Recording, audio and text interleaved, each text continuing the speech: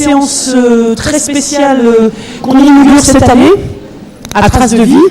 Je laisserai le soin à Jean-Noël Ray de présenter plus spécifiquement la question du documentaire et du reportage. Je voulais au nom du festival Traces de vie, rapidement, parce que ça se fait et qu'il me semble que c'est pas mal de le faire, remercier rapidement mais très chaleureusement quelques personnes.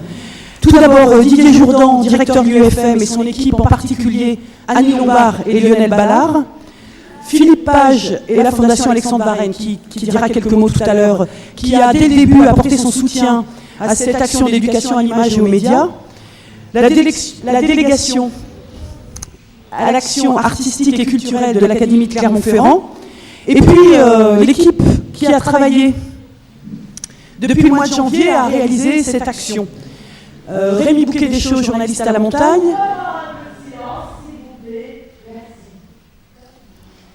Ah ben voilà, c'est dit. Nicole Pavoni, coordonnatrice du Clémy à Clermont-Ferrand. Elisabeth Ferrin-Hervy du lycée Vire-le-Jeu. Et Gérard Bayon, un autre très chaleureux et très travailleur bénévole du festival Traces de vie. Enfin, bien sûr, ceux qui ont répondu favorablement à notre invitation, je suis désolée, je suis toujours assez émue quand j'ai un micro à la main. Jean Forneris, rédacteur en chef adjoint de France 3 Auvergne, Marcel Tria et Jean-Noël Ray, qui dès le début, depuis l'an passé, soutient cette idée qui nous a beaucoup occupés. Philippe Page, s'il vous plaît.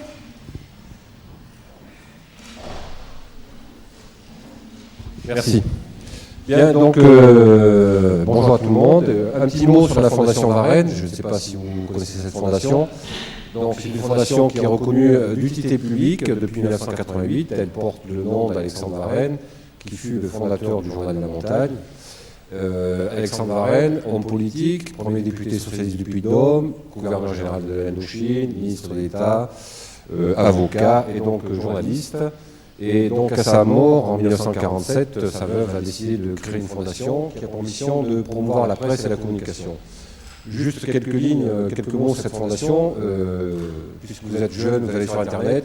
Je vous propose donc d'aller sur le site fondationvarenne.com et vous découvrirez toutes les actions et missions de notre fondation. Donc les grosses missions de la fondation, c'est de promouvoir donc la presse et la communication à travers des concours qui sont réservés aux professionnels de la presse, de la radio, de la télévision. Nous remettons d'ailleurs le 13 décembre prochain à Paris les prix aux meilleurs reportages de presse écrite, de radio-télé. Et nous avons aussi des actions spécifiques sur l'éducation aux médias. L'éducation aux médias sur le territoire national, mais aussi sur l'Académie de Clermont, puisque nous organisons, et vous pouvez y participer, des concours donc, de maquettes de une, où on vous demande de refaire la une du quotidien régional ou départemental.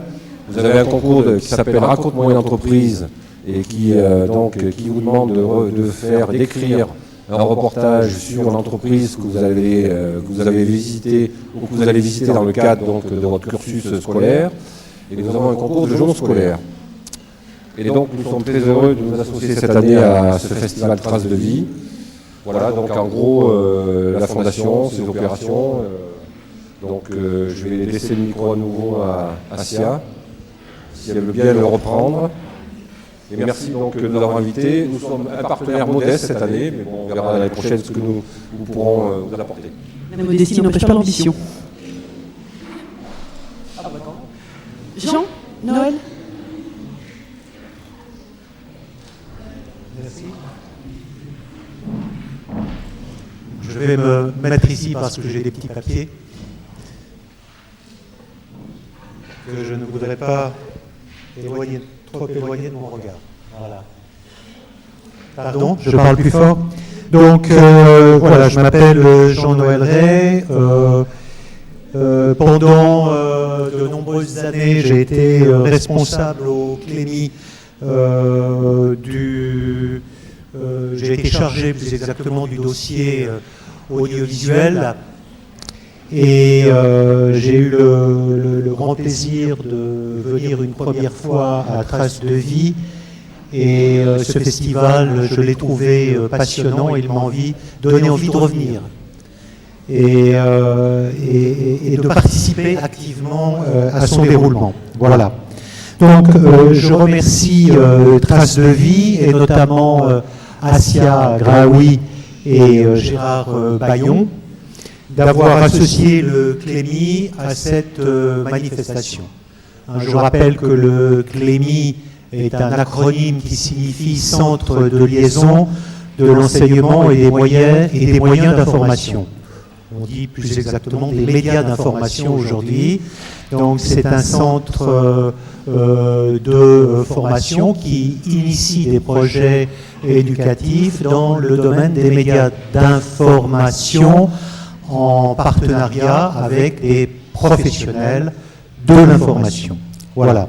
Donc le CLEMI est ici bien représenté puisque nous avons dans la salle Carole, j'ai à nouveau oublié ton nom de famille, Héricourt, j'ai le petit, voilà.